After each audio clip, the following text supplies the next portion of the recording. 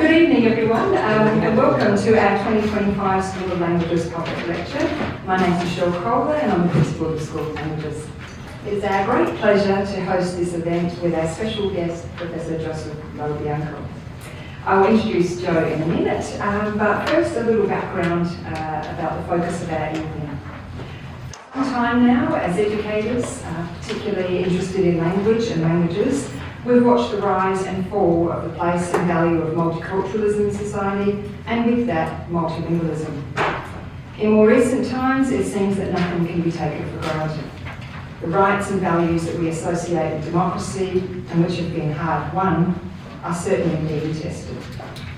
At times like this, we look for understanding, we seek out wisdom, and who better to guide us in this but our great scholar and friend, Joe Lo Bianco. For 4 decades, he's worked with governments, agencies, groups across the globe, changing policies, changing programs, and changing lives in the process. Simply put, he is a national treasure, and I invite you to join me in welcoming him to give our lecture this evening.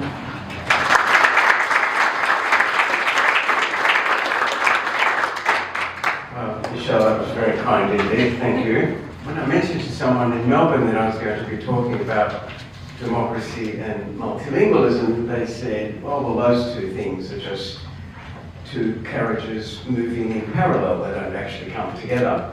And my purpose tonight is to show you that that's not true.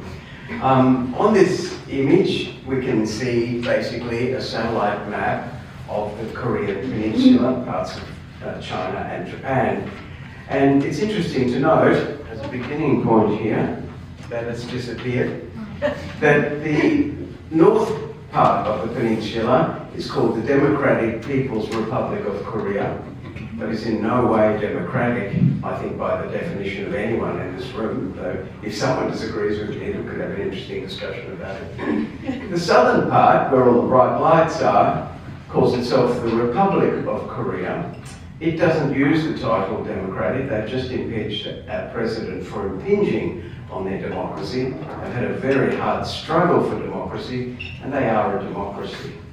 So I start off with this because it's a reminder about what it is that we're really ultimately talking about, that language has this dual, it has multiple functions and capabilities, of course, but it's a reminder that it has at least 2 that are relevant. One of them is what we all know as language people, the nominative function, and the other one is the constructive function, or the performativity, that allows us to make the world even as we live in it. And this is what I think the word democracy and the power that an undemocratic society seeks to harness by calling itself democracy, a democracy, is all about. So this talk is in the context, as I say here, I hope everyone can read this clearly, of the initiatives in this state to be concerned with citizenship and civics. And I have to say I'm very, very relieved that at last I think Australian education authorities, but not very much yet, are taking seriously the mechanisms of how we live together as a community. Because the strains and pressures on us are going to be quite great. Just 2 days ago, the person whom I won't name, but some of you may have heard of him, he's the President of the United States, signed by executive order an undemocratic mechanism, English as the official language of the United States. And one of the things that this immediately does is it removes the mandates on hospitals to have interpreters for extremely ill people. These are the practical, immediate consequences of measures like that. And I think we're going to have a reverberating pressure in this country that will be modelled on that, and we have to be aware of it. I actually did my PhD on the official English movement in the United States, so I know a little bit about the mechanisms of what's involved in that and what really the liberal words that accompany the measures are all really ultimately about. So in the South Australian document that Michelle kindly sent me, it uses the term, or maybe Michelle uses the term, democratic thinking. And I was really intrigued by that. When I was working in Myanmar at one period of time, I ran a particular session in Rakhine State, and this person came up to me and he said, "Oh, I know what we're really doing here. We're doing the culture of democratic thinking." That was his representation of the work that we've done over 5 days. And I'm really delighted that two colleagues I know through Burma issues are here tonight. So, democratic thinking resonated with me as a concept very much because I think we are very blasé about the importance of living in a stage in which no one contests the results of fair and franchised elections and open debate, despite all the corrosion that is starting to creep in, we all appreciate as fundamental. So I'm going to talk about that. I'm going to talk about modes of democracy because I think our democracy is nowhere near sufficient for modern purposes or what we want it to be, and how these things link to the reality of cultural pluralism and cultural rights and language rights as people want to advance them. But all this happens, as it says here, in the context of a really serious decline in what students even know about fundamental basics of how we're governed. I mean, it's just extraordinary. When you read that report, I had to put it aside after I printed it. I couldn't believe so many students had really enormous holes in their awareness of what the principles of acceptable disagreement would be in a society, and that's central to living together in a democratic polity. So I characterise it as democratic multilingual citizenship, and I'm going to unpack that. And in the course of it, I'm going to talk a lot about this idea and its deliberation, which, as it says, there's a bit of etymology here, comes from the Latin verb to mean, which means to weigh carefully, to consider well. How do we do that as human beings? We do that through iterative dialogue, through discussion, right? You say something, I say something different, I refine or correct or modify what you say, etc. Language is indispensable to this. In fact, from the Athenian democratic experiments of antiquity to now, language has always been understood to be the central, indispensable, not language as grammar, but language as discourse, element of democratic life. And in recent years, I hope you can read this at smaller type here, democratic theory in general, which I did a little bit of in my first degree in political philosophy at Monash University many decades ago, there was no deliberative turn in democratic understanding at the time. It was understood as formal government. And I've been heavily influenced by someone I'm going to talk about just here called John Dryzek, who's a political philosopher at the Australian National University, who's written a lot about discursive democracy and deliberative democracy and helped shape my own PhD study. And people have, to put it very grossly, either one of two views about politics. It's either power and interests and, the realpolitik, and I think the current incumbent in a certain place that I won't mention again, believes that that's what basically politics is, that might is right, powerful people rule, and it can even take democratic form, but it's structured in a way to deny real democratic practice. So you either believe that, or that politics is power and interest, or you believe that there is some role for deliberation. It could be a small role, or it could be a larger role, and the setting could be a school or an entire state or a nation. And the distinction I like a lot for this, which I actually introduced to John myself, is about voice and vote democracy. We all know that we have a vote democratic system, we vote, we put people in power, then 3 years later they come back to us and want our vote again. Now, obviously we interact with them in multiple ways through voice. Now, voice is the mechanism of the interaction of politics, and vote is its formal realisation. So deliberation, through John's work and the work of many, many other people, has been added. Many countries in the world say that they don't just have a formal system of democracy, they have modes of deliberation. It's much more than consultation. You want a new policy, you go out and talk to people about it, that's consultation. Deliberation isn't that. It's involving people in the shaping of the original design of what you want to enact. Some people call this the discursive turn in politics, and that's another good way to describe it. So deliberative democracy, in the way John understands it, and he's an ecologically focused scholar, he's retired now, often involves smaller, we'll call them polities, smaller settings in which the decisions apply, more representative sample. There's a big difference in political theory here between representativeness and deliberateness. I'll describe that a little bit later.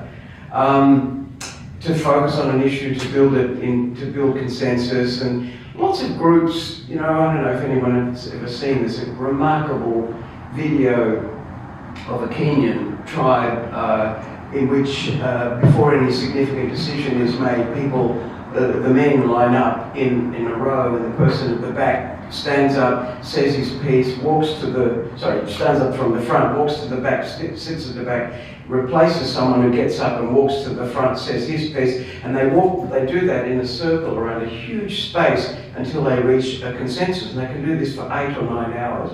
Now, this mode of discursive deliberation around a decision, it could be we have to go hunting, or someone's threatening us and we need to take action, or whatever, we need to move our village, our settlement, whatever it happens to be, that surely has to be appreciated as a kind of deliberative democratic practice.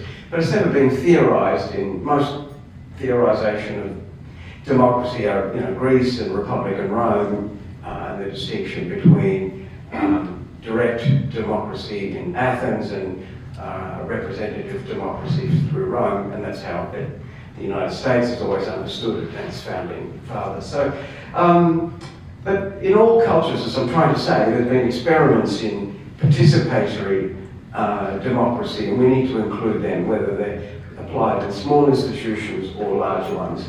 But all of this is very different from consultation. It means that deliberate weighing up of what the group will do, rather than someone deciding and then asking for people to tidy it up in some other way.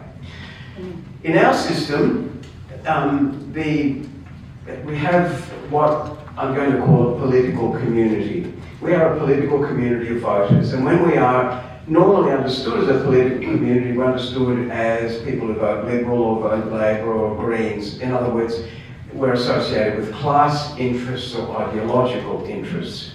But what kind of political community do intellectuals constitute, or researchers, or teachers? Well, we're all citizens, we might have children, we're concerned with their education, so we're all involved in the process. We're brought into it, as Althusser used to say, we're interpolated, we're brought into something that pre-exists us in a certain way, and it shapes our presence in it. But as intellectuals, and this is a philosophical problem that goes all the way back to Plato, who wondered very much about, because he didn't trust ordinary people, he thought only wise people should make decisions. And what he wanted was basically an epistocracy, an elite-governed technocracy. So what kind of, in a democracy in which everyone's vote is supposed to count and everyone's voice is supposed to be equal, what balance do we give to research? I mean, someone does some research that shows that the climate is in very serious danger of, risk of endangering all human life. Should that person's voice be the same as someone up the street who just happens to think, oh, well, some days are hot and some days are cold, and why should you have more say in policy? So it's very clear that, if you push it to knowledge rather than just power, not all voices really should be exactly equal on all issues. How do you balance that in a system that says that basically all voices are equal? So I've been trying to grapple with this, and I wrote it up in a chapter I did for the late Tim McNamara, his Festschrift some years ago. Why should anyone listen to experts in language and education and stuff like that? Why should our research count? So that's another part of what I'm going to talk about. So these are the concepts I want to begin with. Voice, how we enter the discourse of decision making and what authority we claim for our voice. We could be just a citizen, and so we're just going to have a vote, or we want more than that because we think we know something more, and therefore we're claiming a greater vote. And the process, is it going to be properly deliberative or even partially deliberative? Or is it in the Roman Republican inheritance, a representational one. We basically say to someone, you go forth and you represent us. We will grant you the right to represent it. That's more or less our system. We don't have the Athenian system of direct democracy. So our democracy is representative. It has some small aspects of deliberation, not very much. So it's a bit of vote and voice. But we also live in a pressure group society where some individuals and groups, through their control of the media, we all know this, have much, much more power than others. So it's actually undemocratic in multiple ways. And yet our system, as I say here, comes from a really noble tradition. I have a little excerpt from one of my favourite paintings that I've talked about and written about, the allegory of good and bad government by Emeritus, which he basically in paint form in the 14th century theorises exactly this problem. People have been doing this for centuries and we don't teach it in our schools. This is an incredible oversight of our system. Do we think our system is so perfect that it will never be endangered by authoritarianism, so we don't need to bother to teach it properly? That doesn't mean we can't be heavily critical of it, we should be. But when you look, as I'm going to show you in a minute, how little inculcation we do with young people about what the system they live in is, we'll understand some of the madness of the referendum that we had last year and why it failed, etc. So when we go to what the Australian government says about this, I found the other day that the Parliamentary Education Office has this function of educating the Australian people. I asked as many people as I could, including people who teach citizenship and civics in school, about this, and none of them had ever heard of it. So there's some problems here. This Parliamentary Education Office, and its website says, we're here to teach and educate and inspire Australians for our parliamentary democracy. And think about the French origins of the word parliament. What does it mean? It means a place where people speak. At every level, structurally, institutionally, voice is central in all the voice and language central in everything we do about democracy and how we understand it.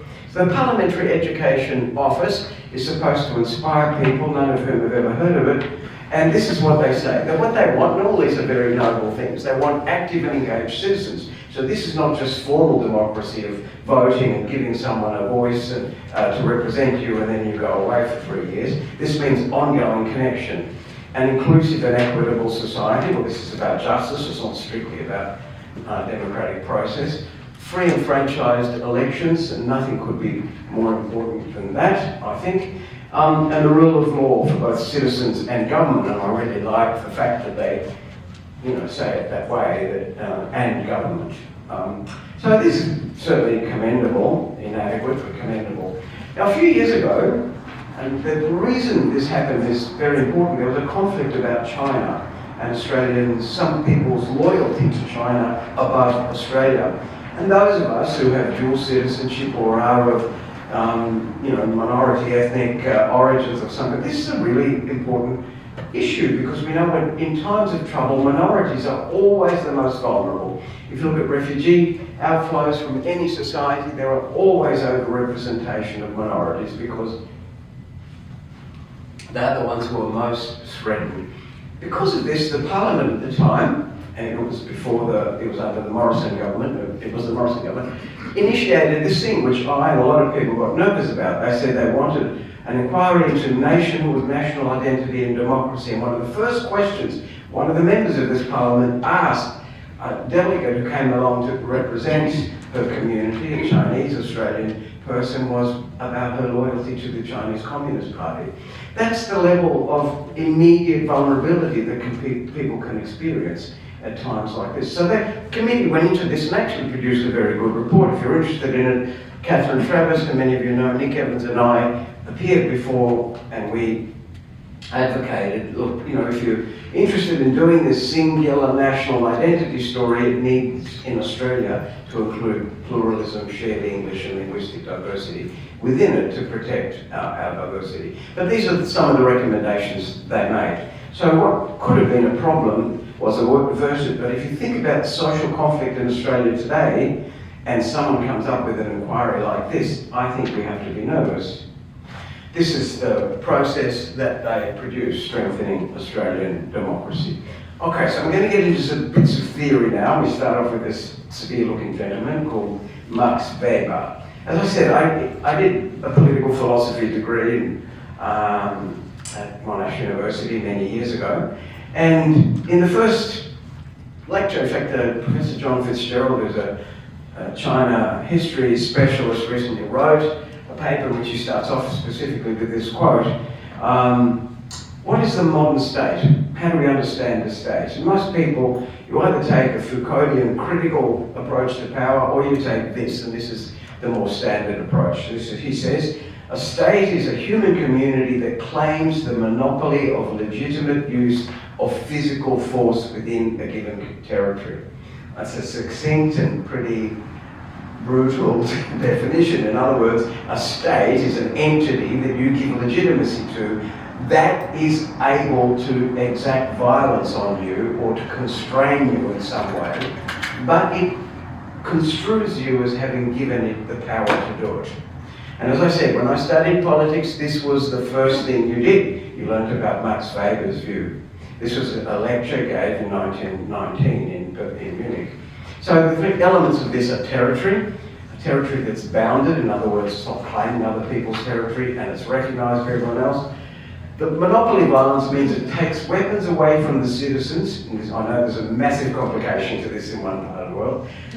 Weapons away from the citizens, and it exclusively, through its police force and other forms of exercise of power, exercises authority and will over people. In other words, we consent to this because we know our common good is enhanced by this happening. And of course there's incredible amounts of abuse of it and stuff, and it's a constant struggle to keep it, etc. But nevertheless, that's Weber's sense of what a modern state is. And very importantly, it's always searching for legitimacy, because often it oversteps the mark, it does something wrong, and it needs to be renegotiated. And so legitimacy is a really critical part of this. This is really important to keep in mind when we think about multiculturalism and people whose attachments are to other parts of the world, to other traditions, and living in societies that might want them to have exclusive attachments to the one they're in. Now, the Australian policy of multiculturalism, I'm not going to recount that, we all know it, and several people in this room have been involved in its creation, but it's, I think, commendable in many ways. It's far from perfect, and it has come under a lot of strain in recent years. Now, last year, it was reviewed for the first time in ages, and hardly anyone knows this report, and it's a very good report. Hastelal from the Australian Multicultural Foundation was the leader of it, with Neo Dolnion, and I can't remember the third individual, but they were the three panelists, and they did a really good review. And they found this after collecting lots of data. The path to a shared identity is not smooth. Scepticism about the positive effect of multiculturalism on Australia's unity has a long history. I call it as more than scepticism, but still, and is still with us. And they describe this scepticism as being three things. Soft scepticism about multiculturalism. People say, oh yeah, it's okay, you know, have lots of nice restaurants, but no further than that, this language is business, is no good or whatever. A sense of nostalgia and loss provoked by multiculturalism. That's burning in the UK. If you read certain kind of literature, that's a huge, massive issue in some parts of the UK today. And I think it's going to happen here. And a growing, strong rejection of multiculturalism. If you read the latest Scanlon report on social cohesion, it's very clear we're heading down this exact path, and there are politicians who are stoking it, and we have to be prepared. They're going to go straight to the central assumptions of the Multicultural Pact. And the Multicultural Pact is the 1989 National Agenda for a Multicultural Australia. The first principle of the 1989 National Agenda for Multicultural Australia is about social cohesion and English. There's nothing like that in the principles in the UK that people are attacking. So the attacks are going to come with the usual misinformation that accompanies these things. This report then does something very good, not just because they commend something I did, but also because of that reason. They say that we should have centrally, to refresh and rebuild multiculturalism, we have to reconnect it to language policy, and that's what's been lost. You can read it on page 74. And they say these things: a comprehensive national languages policy for Australia is essential. They put this to the Home Affairs Minister. I talked to the Prime Minister's Department in January of this year. They're very well aware of this. If there were not going to be an election very, very soon, it's quite possible they would have done this. So we have some very positive things happening. And again, it's happening from community up. This is a kind of democratic process that is very different from maybe the way people would like policy to happen, but it's a good one.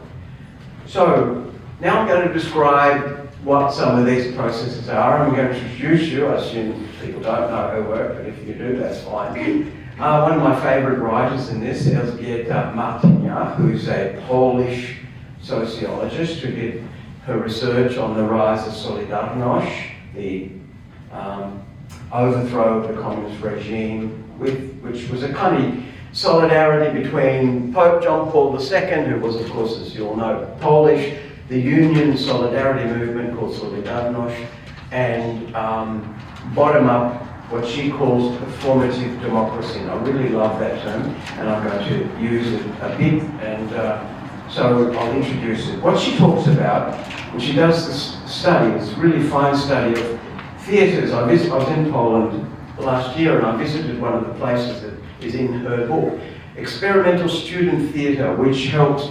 This is a place where thought was controlled, where people's ideas and voices were controlled absolutely by the state, and the micro opportunities that existed for people to have what she calls little pockets of public space for free and meaningful expression. Now, she's not a linguist, she didn't read the language of it, and I don't speak Polish, but from her descriptions of these, it's very clear that they're inventing new language as they're doing this. New ways to be free citizens, new ways to talk so that the state can't listen in on what you're saying. I don't know if anyone's seen that wonderful film about the two East German writers, The Lives of Others, which is very much about people spying into the private life of intellectuals, and how the person spying into it gradually builds a sympathy for them because he starts to understand that really they just want a little bit of freedom or something. There's a flow of that, how the kind of ordinary decency of just being allowed to think your own thoughts starts to percolate out of these student theatres.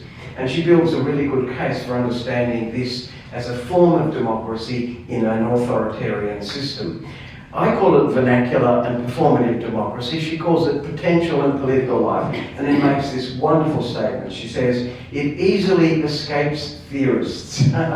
If you're a theorist, I think that's a chastening remark. Indigenously inspired enacting of democracy by citizens.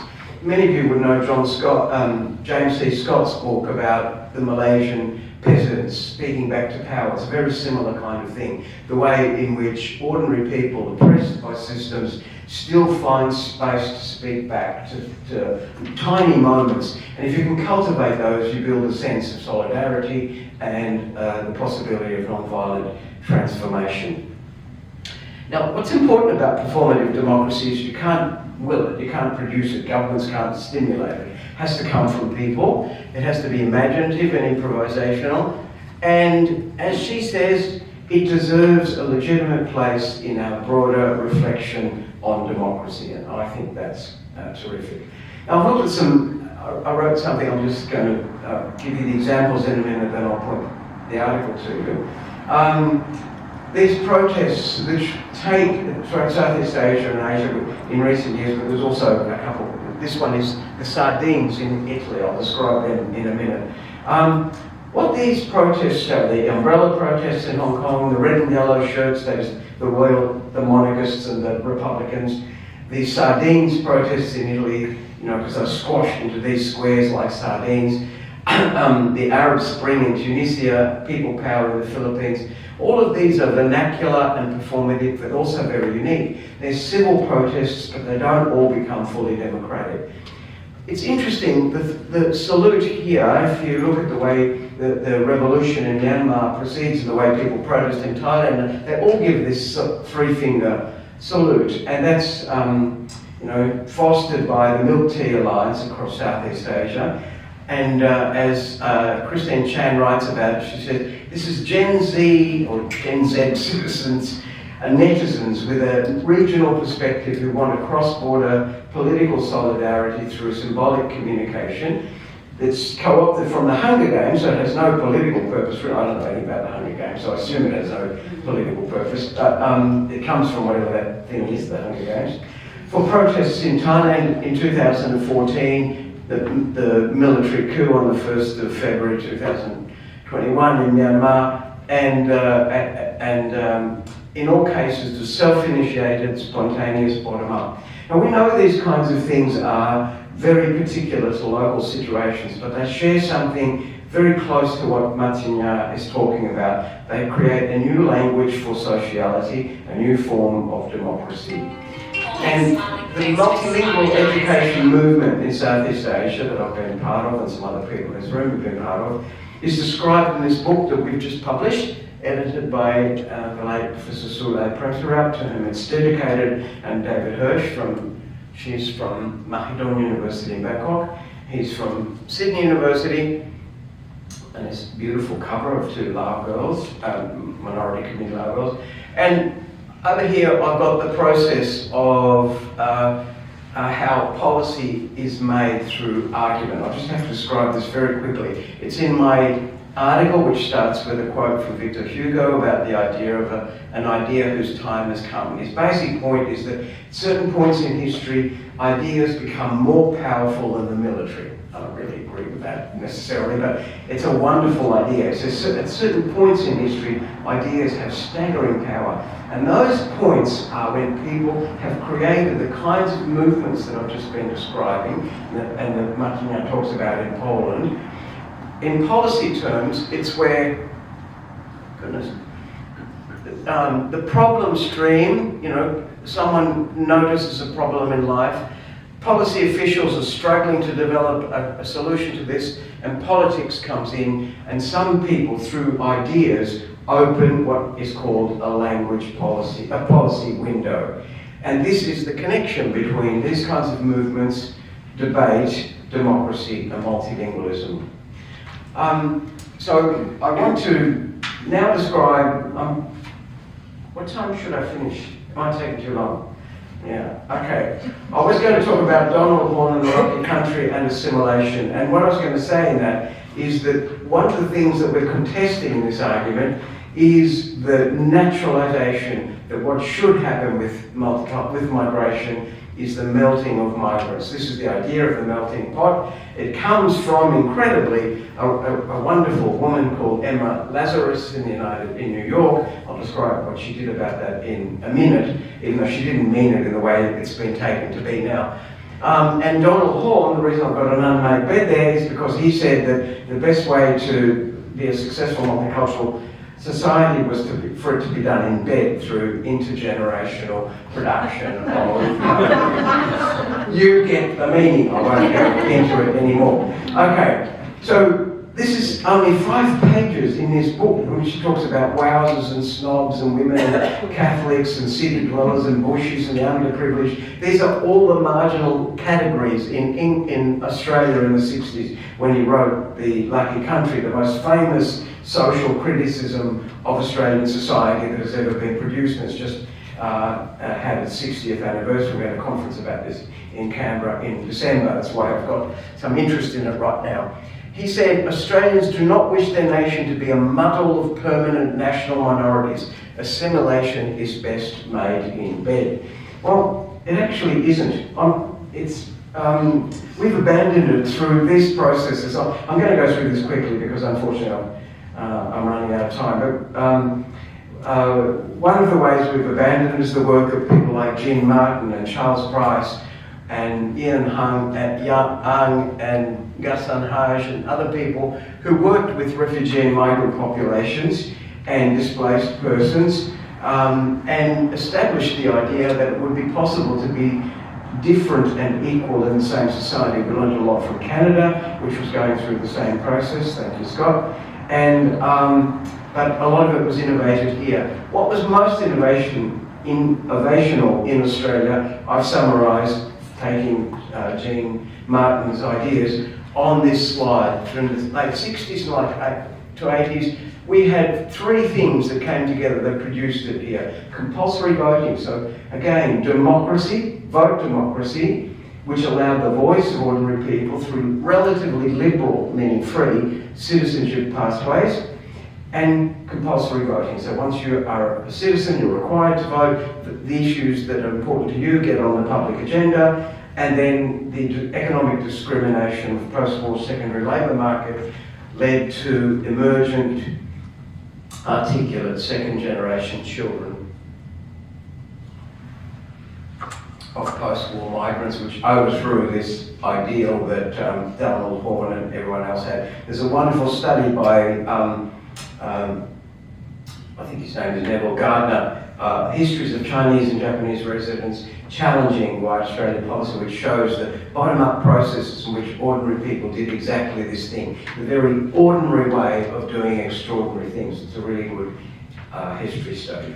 This is Emma Lazarus, and she was supporting Jewish refugees from Eastern Europe, and was a poet and a writer, and she wrote this poem, The New Colossus, and as you can see, the bits in red are the most famous words in American political literature. In fact,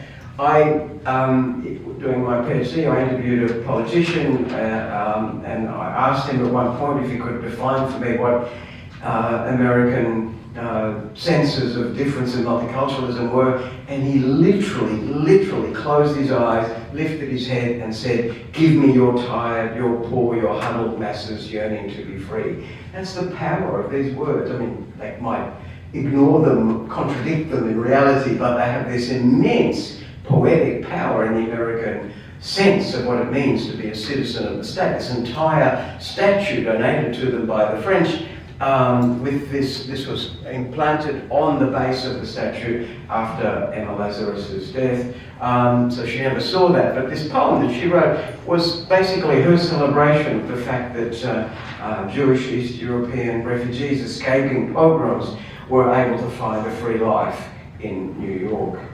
So all of these things, I'm going to go a bit quickly now and finish up soon. All of these things I think are brought together really nicely in Noel Pearson's formula. He talks about I haven't talked about the British inheritance obviously, but the political system, the legal system obviously is that, what he calls the multicultural triumph and our ancient heritage. No one else has theorised the coming together of the main cultural constitutional forces in Australia. There was the first president of the Australian Institute for Aboriginal and Torres Strait Islander, it might not have been the first, whom I interviewed in 1988, said to me at the time that Australia consists of three I's: the Indigenes, the immigrants and the invaders. And the first two I's need to get together a lot more. And that's basically expressing this formula too. Because this produces what Anne Curthoys calls uneasy conversations. So far too few migrant organisations have really done the hard work of understanding Indigenous reality, and I'm going to say far too few Indigenous advocacy organisations have done likewise. I think there is a real gap of interaction that needs to be developed. Andonis Piperoglu and Leona Simic have, I don't know her first name, Zora Simic, have written about this in the last couple of years, developing this idea of the uneasy conversation that has to be had, the multicultural non-British seeking from the Australian state things that the Indigenous populations also seek. I'm going to give you an example of how critical the language process in another form, articulate form, is in Parliament. I'm just going to need a couple of minutes to explain this.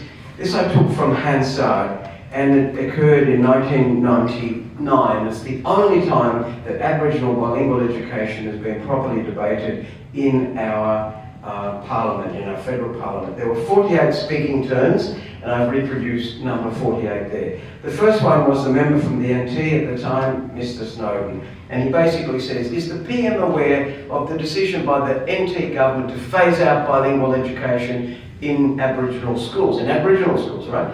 The Universal Declaration of Human Rights says you can't do this, etc., etc. So he asked his question.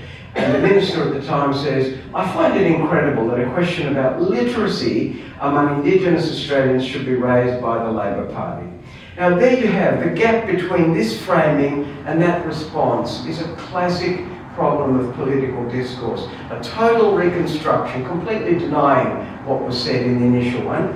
The next 47 turns are a fight about whether what the minister said was relevant to what the initial question was. And in the final turn, the speaker says, telling someone else to sit down because people were jumping up and down, the minister had in fact dealt with his relationship with the Northern Territory. In that sense, it was fully relevant. So he rules the question out of order. And so this tells us something really important. None of these people has any expertise in what they're talking about. And yet the first chance that there was to establish a proper policy in this field through a debate in the Parliament is thwarted through basically a failed verbal interaction. So here we come to some examples. I'm going to finish with these. A beautiful book by Claire Wright about the bark petitions. One of the ways in which Aboriginal advocacy has requested attention in Australia has been through bark petitions. And petitioning goes back all the way back in democratic life to antiquity. As we know, people always go to powerful people in all systems everywhere and ask for mercy, or they ask for help, or whatever they ask for. It's petitioning, right? And in Australia, if you go to the National Museum for Democracy in Canberra, it's full of them. They're very beautiful, and I'll show you some images of them in a minute. What she talks about is how the people of Yirrkala changed the course of Australian democracy. And they did it multilingually. They did it in their languages using semiotic systems that are particular to them and that express what they want. And they're changed into legalese, just like we saw here. They're changed into legalese and something different is produced.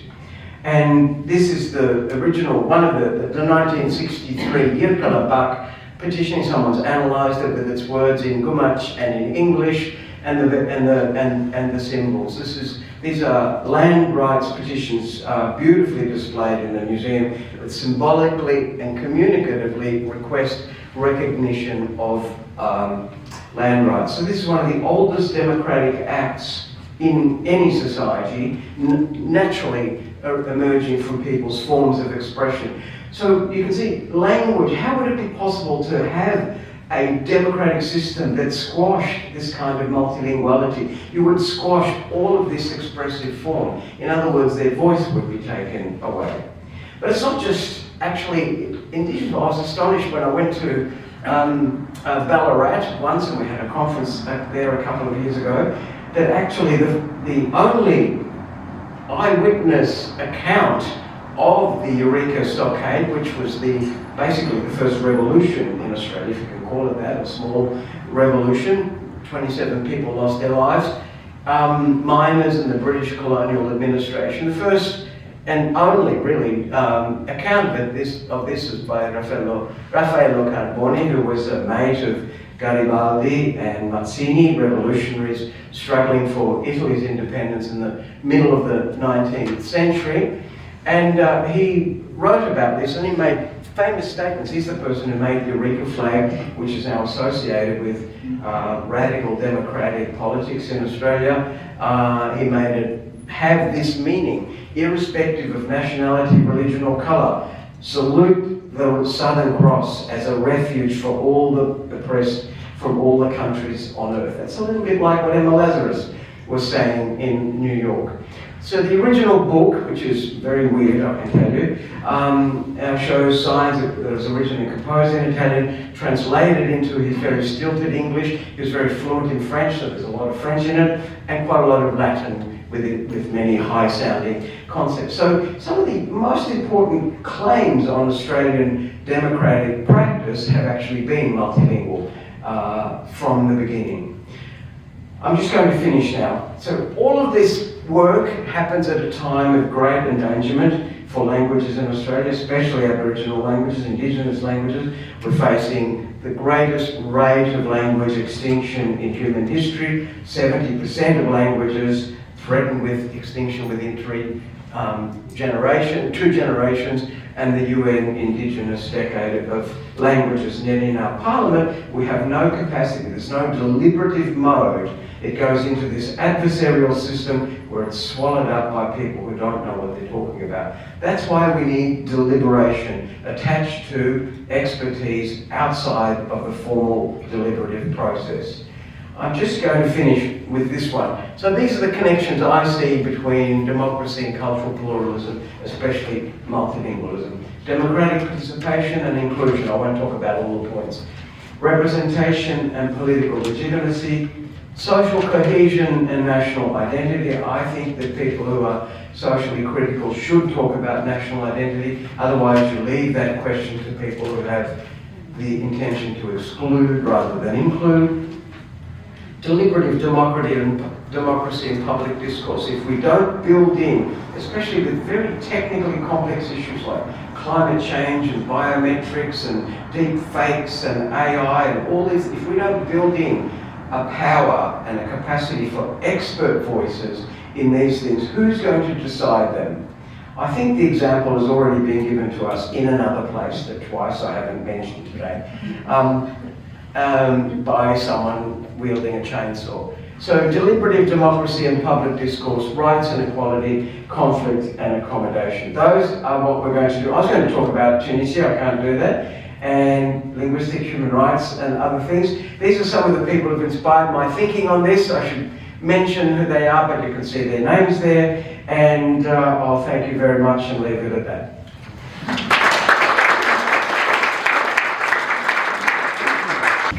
We do have a few minutes for a couple of questions if people would like to gather their thoughts for a minute, or if you've got a burning question, comment. Right up the back. Yes. What do you think should be the main point for teachers to ensure that their students are in line about this kind of topic? For teachers? Yeah, so just for anyone who can't hear, what should be the main point for teachers to consider in thinking about working with their students around this kind of topic? I think the obvious one is making schools democratic and understanding voice democracy, understanding disagreement. Disagreement means, civilized disagreement is the single most important skill we can develop to live together, and people don't learn civilized disagreement. And I feel that it's extraordinary that we don't, because argument is so commonplace in society. We're facing really deep questions that no one's shown us how to resolve, and someone's going to lose most debates in a vote democracy, but in a voice democracy we can get much, much better solutions. And obviously we will always have so I think kids should experience this. There should be much, much more localised decision-making, real decision-making. The European Union is experimenting with school-based forums of deliberation, which are really very advanced, and John Drossek from there has done a lot of the work on this. It's a really important process to develop. I don't think it's the same as, I'm not advocating the development of radicalism, I'm advocating the development of civilised civilised debate in which disagreement is understood to be a likely outcome. Obviously the aim is consensus, but disagreement is often what results, and we have to manage it. Thank you. Just in regards to the strong, like where we're headed, so you mentioned the strong rejection of multiculturalism. That's I guess, the paradigm that we are experiencing today. Do you think, you know, are we going to revert back to that old system where Anglophone prioritisation is occurring? You mentioned Trump earlier signing that declaration where, you know, English-speaking worlds are going to dominate. But you also mentioned that, I guess, making society realise that most, I guess, policies have been instilled by some sort of multicultural practice. Do you feel that there's going to be tension with you, I guess, elaborating on that aspect where, you know, history has governed our society in which we live in today, but again, the political leaders that are governing it don't see that because they're not experienced. Do you think, yeah, what's your take on that? I think there will be strong hostility to multiculturalism, and it's already building through some shared organisations into some sectors of Australian society, building a lot of momentum from what's happening in the UK. Not in the US so much. I don't think we can be surprised about that when you look at some of the big mistakes that were made in the UK. I can't go into this, it's too complicated, but I think we have to admit that people advocating for what I have always worked for in my life have also made serious mistakes. And one of them, I think, was picked up by the they expressed it in a funny way, but it was picked up by the Towards Fairness report, this idea of a sense of nostalgia. Oops, where is it? And the other day I heard someone say that people who voted against the voice were, he didn't exactly put it this way, but it was like saying that they were bad people, you know, we're good people. I think those are mistakes. I think there's tactical mistakes, and I also think it's wrong. I think it's just empirically wrong. So I think we will manage it. I actually believe we will. But we won't manage it by being morally superior. I think we have to be strategic rather than morally superior about it. It's going to take a long time to debate it too much. But I also think we don't have the risk of the US, because the US is a highly legalistic environment, and what they tend to do when they win things is to mandate things in schools. So if you lose in a particular litigation, you have to do what the litigation holds. There's no place for your dissenting voice to be even accepted as, okay, you know, a system that doesn't allow dissent to be at least understood or even respected, I think is a system that builds resentment, and I think that they do that a lot. And I hope we keep these issues outside of the courts. That's something I really hope in the future we don't do. We don't litigate it like they have done in the US and like they have done, starting to do a lot in the UK. Not because I think it's always wrong, but I think the consequences of winning badly or losing and being humiliated are serious. I've seen it in different places. And I think I really do believe in deliberated, respectful processes that allow people to lose with dignity, and in which people who prevail in a certain area celebrate properly, because they should, because I think what we're seeking are good things for the world and for us. But our society, I think, has got some resilience that I don't see in some other places. I hope I'm right, I could be wrong about that, but I do feel like we're going to face it in the next couple of years. Can I have one? Yes. Do we need a new term? Do we need to move beyond multiculturalism? Is there too much baggage associated with that? I used to resist that, but I don't resist it anymore. I think so, possibly, but certainly I think we should use the word democratic participation much more. I think we should be in the forefront of celebrating democracy. I think, but we should give it this element of participatory, deliberate democracy, not formal, just giving people the power to rule over us.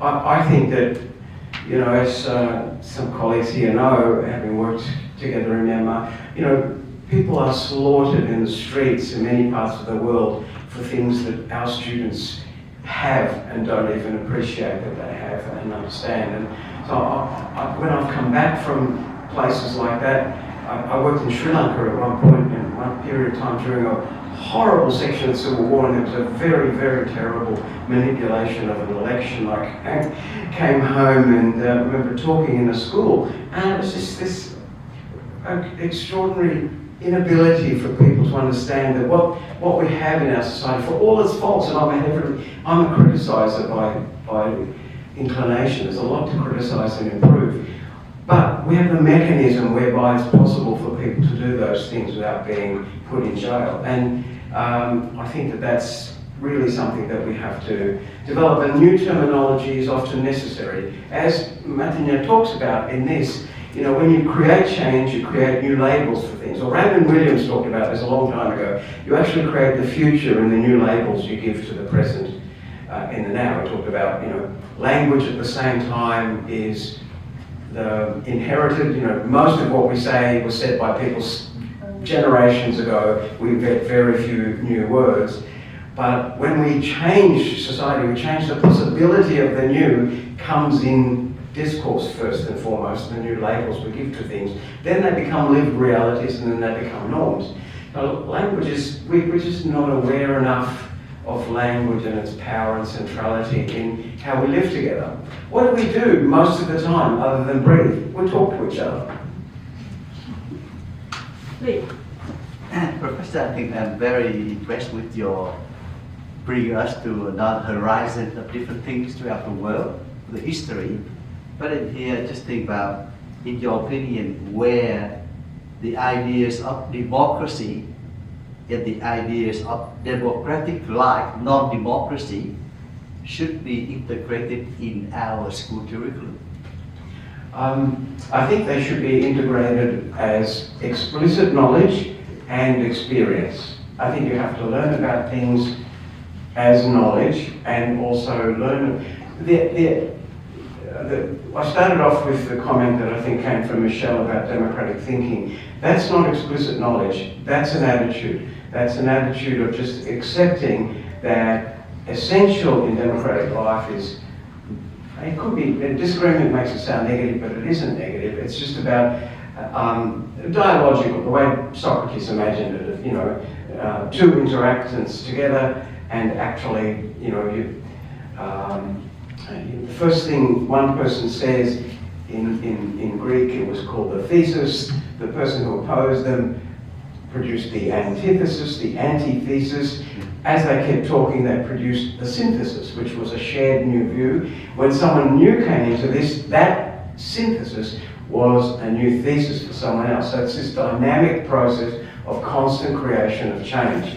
Now, I think it's just the experience of this is a normal way to be in your own family, in your friendship network, but in schools, both explicit teaching of the history of this, but also that most communities, I imagine that every community of some kind all around the world has had a form of deliberation in its decision making. I don't think that's unique to the Greeks and the Republican Romans. I think they theorized it a lot, which is what, you know, we've benefited by that a great deal. But in all our processes, we debate and discuss it. It's exactly normalizing the culture of dissent and difference. You know, yeah, I could say too much about it, but I think that it's about the experience of it, so it becomes normal. This partly happens in sport. You know, I went to a talk at the Writers' Week on the Monday by Helen Garner. She's just written this book that's on my boys' book club reading list called The Season. It's about her grandson's participation in footy. And part of what she was describing was the way he and his mates talked about losing games and getting used to the fact that you lose a lot of games, and that's okay. It's this normalization of the process of not winning all the time. The three eyes you talked about, like the two eyes of the immigrant and the indigenous together versus the invaders, this is, I like this equation, if you want to put it. However, when you live as an immigrant in another country, how much of a sifting, we could say, of the culture would go from generation to another generation? Because I've read in books and philosophies where they say every generation loses 25% of their culture.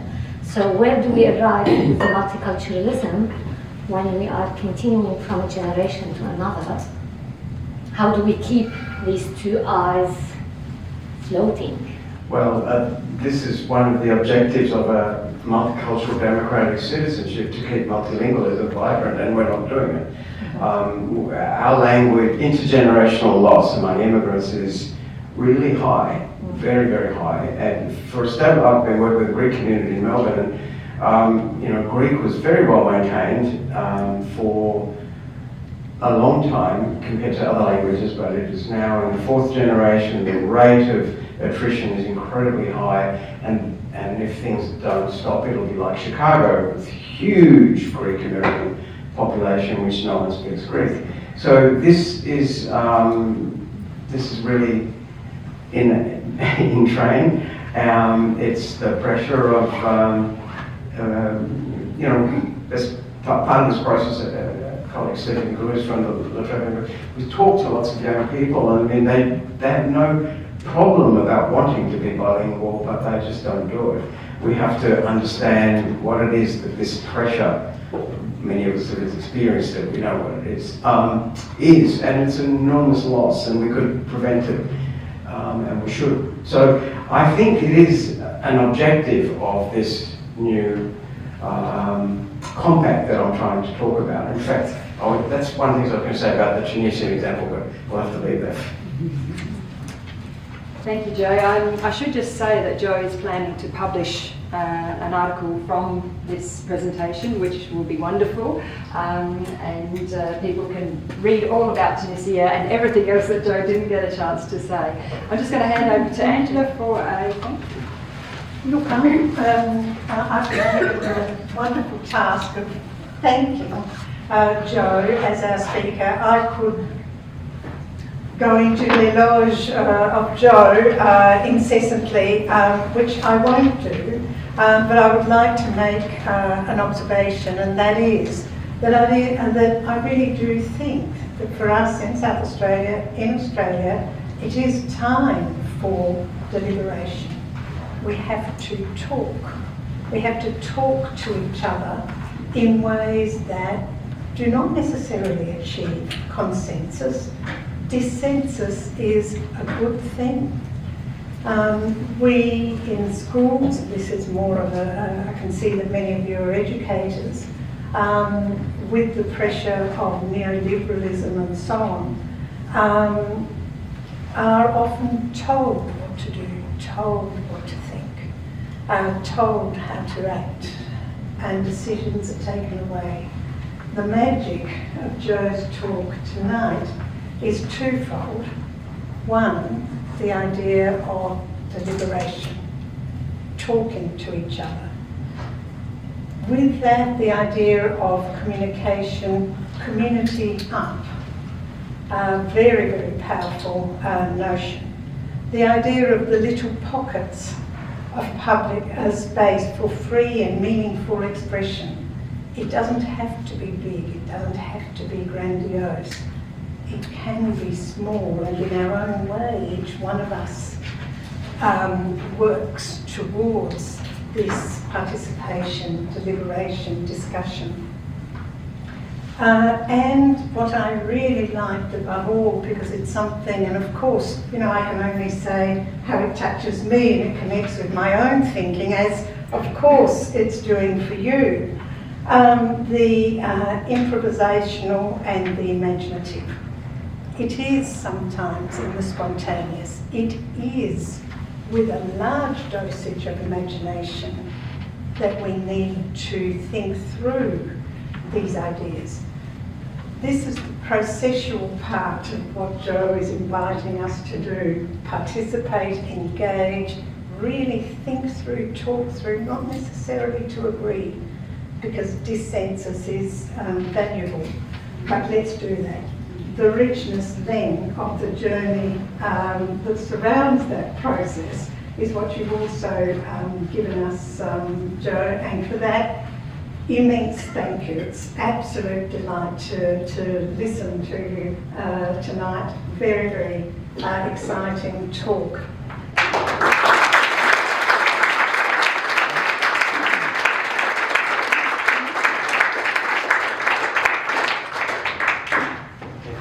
A little piece of South Australia. I did want to say one thing which I overlooked, and that is that I think when I was here about the conception of democracy that our leaders are wanting to promote, I meant to say we should push them to include the plural multilingual element, which they don't quite yet want to do. I neglected to say that. But thank you very, very much.